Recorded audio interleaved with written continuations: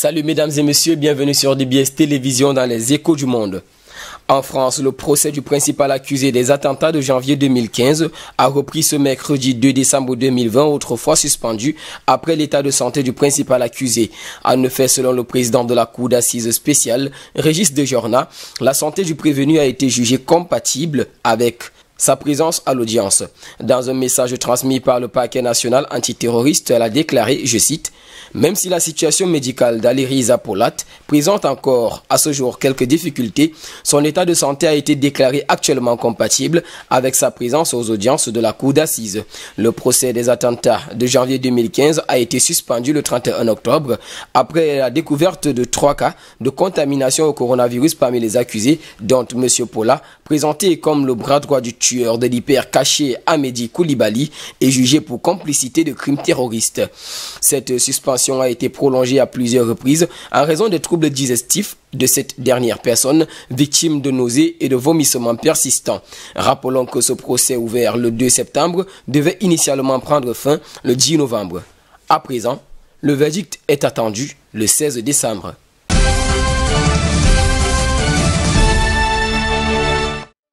En Suède, on parle de violence. Une femme soupçonnée d'avoir enfermé son fils pendant près de 30 ans dans leur appartement familial a été mise aux arrêts hier, le mardi 1er décembre 2020, dans la banlieue de Stockholm. Selon plusieurs sources, la victime présenterait des plaies et souffrirait également d'une sous-alimentation. À en croire une porte-parole de la police, Ola Osterling, la mère âgée de 70 ans est suspectée de privation illégale de liberté et d'avoir provoqué des blessures physiques à son enfant. Des journaux populaires, quant à eux, soutiennent que cette femme a maintenu son fils quasiment intégralement reclus pendant ces années après l'avoir retiré de l'école à l'âge de 12 ans. Ce dernier, désormais âgé de 41 ans, a été enfermé pendant très longtemps dans l'appartement familial, a seulement voulu commenter le porte-parole de la police. La mère et le fils doivent encore être entendus. Les faits se sont déroulés au premier étage d'un immeuble quelconque de briques jaunes situé à Haninge, dans le quartier modeste de Handen, à une vingtaine de kilomètres du centre de la capitale suédoise. Selon un membre de la famille, la mère avait convaincu son fils que tout le monde était contre eux et qu'elle était la seule à pouvoir les protéger. Cette proche affirme également avoir alerté la police en plusieurs reprises, également les services sociaux ces dernières années, mais personne n'a cru et personne ne lui a donné raison, notamment parce que le fils pouvait, semble-t-il, très occasionnellement sortir.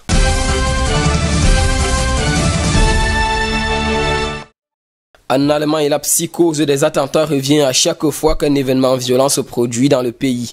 La police y pense forcément, mais n'a pas encore qualifié d'attaque ce qui s'est passé mardi dans l'après-midi dans la ville de Trèves, dans la région de Rhénanie-Palatinat, au sud-ouest du pays. Une voiture a foncé sur tout ce qui bougeait sur presque 1 kilomètre tout au long d'une rue piétonnée.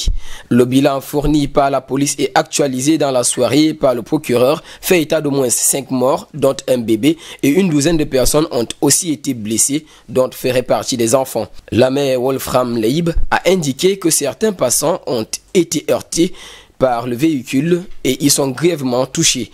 Il a parlé d'un chauffeur fou qui a finalement été arrêté par les forces de l'ordre. Il s'agirait d'un homme de nationalité allemande âgé d'une 50aine d'années. La voiture qu'il conduisait, un SUV gris, a également été saisie.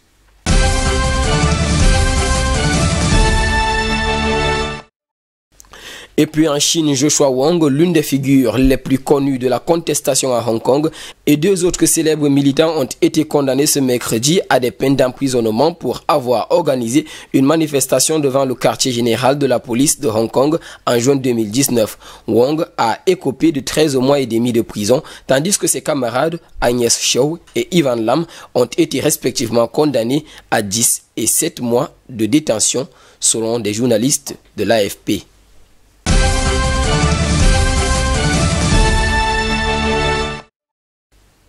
Autre actualité, le procès en appel contre la décision de blanchir 4 hommes emprisonnés depuis 18 ans pour l'enlèvement et le meurtre du journaliste américain Daniel Pearl, correspondant du quotidien The Wall Street Journal, disparu à Karachi en janvier 2002, s'est ouvert le 1er décembre. Ceci survient alors qu'en avril, ils avaient été acquittés après des peines de perpétuité prononcées en 2002. Ce procès qui se tient devant la Cour suprême d'Islamabad a été plusieurs fois repoussé. Ce mercredi, les différents avocats doivent faire leur déclaration préliminaire devant la Cour suprême d'Islamabad.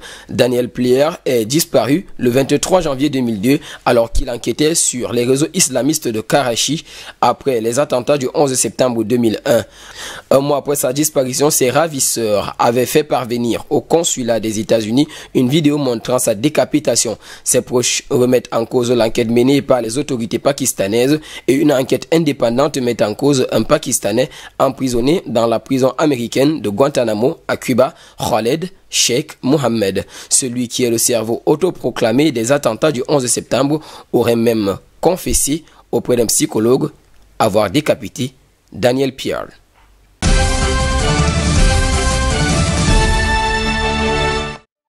Et puis en Iran, le Parlement a voté à une très grande majorité cette loi qui porte des points importants qui sont contraires à l'accord nucléaire de 2015 avec les grandes puissances et qui a été abandonné par les États-Unis, ceci malgré le désaccord du gouvernement.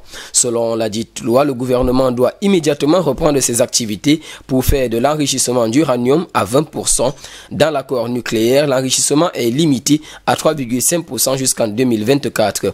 Elle demande aussi l'utilisation des centrales fugueuse ultramoderne. Pour le président du Parlement, cette loi a pour objectif d'obliger les pays européens à prendre des mesures pour permettre à l'Iran d'avoir des relations bancaires normales avec le reste du monde et exporter son pétrole. Cela fait plusieurs années que nous appliquons nos engagements dans le cadre de l'accord nucléaire, mais les pays occidentaux n'appliquent pas leurs propres engagements.